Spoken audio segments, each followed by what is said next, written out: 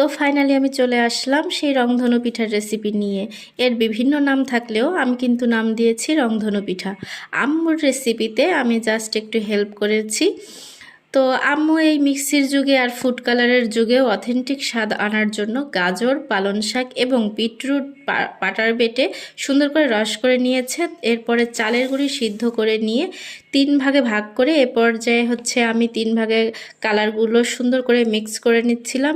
আর এই পিঠাটা সচরাচর বানানো হয় না, তাই বানাতে গিয়ে প্রথমে একটু কষ্ট হলেও পরে বুঝতে পারবেন এবং বুঝে যাবেন খুব সহজভাবেই এগুলো করা যায়।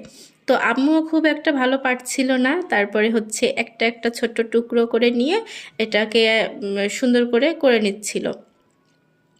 আর এই সবজির রঙগুলো এত সুন্দর এসেছে, আসলে আমি না করলে কখনোই হয়তো বুঝতে পারতাম না যে সবজির রঙও এত সুন্দর কালার আসে।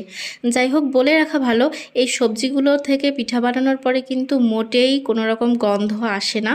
আর আমি ভেবেছিলাম যে অবশ্যই একটা পালং শাকের গন্ধটা আসবে অথবা বিটরুটের গন্ধটা আসবে, কিন্তু কোনো প্রকারের গন্ধই আসে নাই। আর খেতে অনেক মজা হয়েছিল। একবার হলেও চেষ্টা করে দেখবেন এই পিঠাটা বানিয়ে খাওয়ার।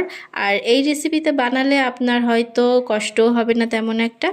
তো যাই হোক, এরপরে চলে আসলাম দুধের শিরা বানাতে।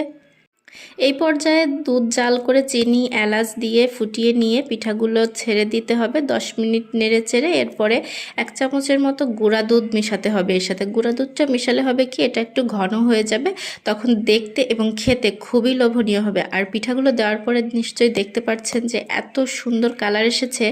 আসলে খাওয়া তো অনেক দূরের কথা, আগে দেখেই চোখের প্রশান্তি বলতে পারেন, এক প্রকার মনের শান্তি।